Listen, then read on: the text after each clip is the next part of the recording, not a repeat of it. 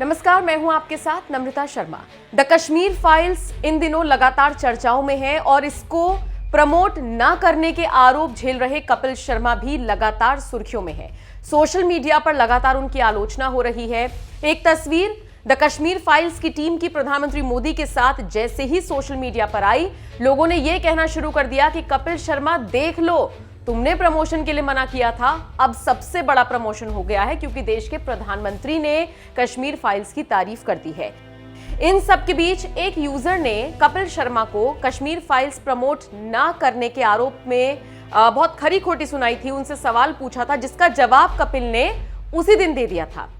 अब कपिल का समर्थन किया है सिंगर मिका सिंह ने और जिस तरीके की भाषा का उन्होंने इस्तेमाल किया उससे सोशल मीडिया यूजर्स भड़क गए हैं। विस्तार से आपको पूरा मामला बताते हैं। एक यूजर है कुंवर एस राठौड़, इन्होंने एक ट्वीट किया जिसमें ये लिखते हैं, कश्मीर फाइल्स को प्रमोट करने से क्यों घबरा गए कपिल? किस बात का डर था जो विवेक रंजन अग्निहोत्री और उनकी फिल्म की सुप्रतिष्ठित स्टारकास्ट को अपने शो पर आने का न्योता नहीं दिया?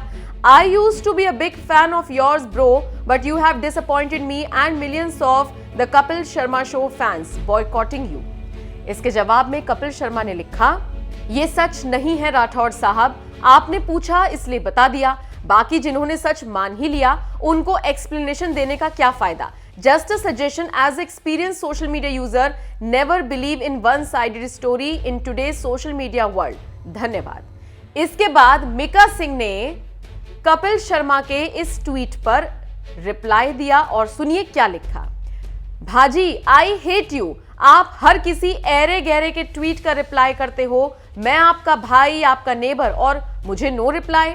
जिसके जवाब में कपिल ने उनका रिप्लाई किया और लिखा, आ चक्को फिर गिफ्ट फॉर यू पाजी, लव यू। मिका सिंह ने जिस तरीके से सोशल मीडिया यूजर्स को ऐरा गहरा बताया, खासकर इस यूजर को जिसने कपिल शर्मा पर सवाल उठाए थे, लोग भड़क गए। लोगों ने यह कहना शुरू कर दिया कि मिका सिंह किसका समर्थन कर रहे हो जो खुद ट्रोल हो रहा है। लोगों ने कहा अपने नाम के आगे आप किंग लगाते हो, आप कहीं के किंग नहीं हो, आप सिर्फ जनता से ही किंग हो। सुनिए किस तरीके से मिका सिंह ट्रोल हो रही हैं। एक यूजर ने लिखा, आपका दुबई वाला कांड सबको पता है, कुछ ना ही बोले आप। एक यूजर ने लिखा, नाम के आगे किंग लिख रखा है और रिप्लाई के लिए रो रहा है, कमाल खान ठीक ही बोलता है तुझे, लुक्का सिंगर। एक यूजर ने लिखा, ये अपने आप को तुम किंग क्यों कहते हो? लोग तो नहीं मानते होंगे, ऐसा किंग पहली बार देखा है जो जनता को ऐरा गहरा कहता हो। खुद ही खुद को किंग कहने लगे लोग आजकल, क्योंकि उसे पता है जनता तो हमें पसंद नहीं करती है, तो खुद ही खुद की तारीफ कर लें। एक यूजर ने लिखा, ऑडियंस ऐरी गहरी है, कैसी लैंग्वेज है मिका जी आपकी? हो सकता है अपब्रिंगिंग में ही कमी होगी, तभी ऐसी बात बोली जा रही है। अरे कोई नहीं, बड़े स्टार्स, इनकी अकड़ तो रहेगी, बट डोंट फॉरगेट जो ऑडियंस बनाती है वो आपको नीचे भी ला सकती है। एक और यूजर ने लिखा, अगर हमारे जैसे लोग ना हो तो तुम्हारी ये सारी सेलेब्रिटी एक सेकंड में निकल जाएगी, समझे ना? अदरवाइज तुम्हारे जैसे लोगों की दो कौड़ी की जितनी भी इज्जत नहीं होती, तुम दूसरों को ऐरा गहरा कहते हो, तुम खुद निहायती घटिया इंसान हो जिसको बात करने की तमीज तक नहीं है, बदतमीज कहीं के। तो देखा आपने कपिल का समर्थन करना मिका को किस तरीके से भारी पड़ गया। आप इस पूरी खबर पर क्या राय रखते हैं? कमेंट बॉक्स में अपनी राय जरूर दें। Brilliantly, unless I can project what I am feeling. जब विवेक ने मुझे पता लगा कि वो ये फिल्म कर रहे हैं और उन्होंने मुझे ये रोल दिया, और सबसे पहली बात जो इन्होंने मुझे बोली कि मैंने कहा इस कैरेक्टर का नाम क्या रखा है, तो इन्होंने कहा पुष्करनाथ। ना, पुष्करनाथ मेरे पिताजी का नाम है, मेरे अपने पिताजी का। तो हम जब देहरादून पहुँचे इसकी शूटिंग करने के लिए, तो मिथुन जी और पुनीत और दर्शन ऑलरेडी शूटिंग कर रहे थे। अलग से एक फिल्म का माहौल ही कुछ अलग था, ऐसा लग रहा था कि कुछ बहुत ही इम्पॉर्टेंट फिल्म बन रही है, क्या हो रहा है, क्या सिचुएशन है। हम तो बाहर से आए थे, फ्लाइट से ऐड किए थे, रास्ते में खाना वाना खा के गए थे, and then it dawned on me what it is to be playing Pushkarnath, a simple normal human being जिसको कोई दुनिया की ऐसी चीज़ों का पता नहीं है। I was representing a normal Kashmiri Pandit from Kashmir, which my father represented very well. And then it was difficult to do that role, because how do I separate the emotions of Anupam Kher from the emotions of actor Anupam Kher? what is real and what is acting.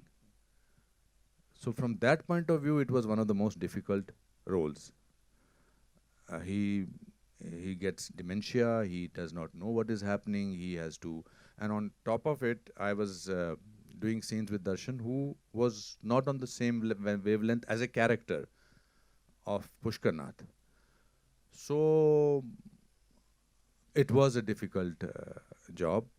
Plus कहानी वो थी जो मैं सुन चुका था अपने रिश्तेदारों से, करीबी रिश्तेदारों से, मेरे मामा से, मेरी माँ से, और हम सब वो अंडर द रग उसको जब छुपाते हैं ना, जब तकलीफ बहुत ज़्यादा होती है तो उसको दबा के रखते हैं. That's why it turns into depression.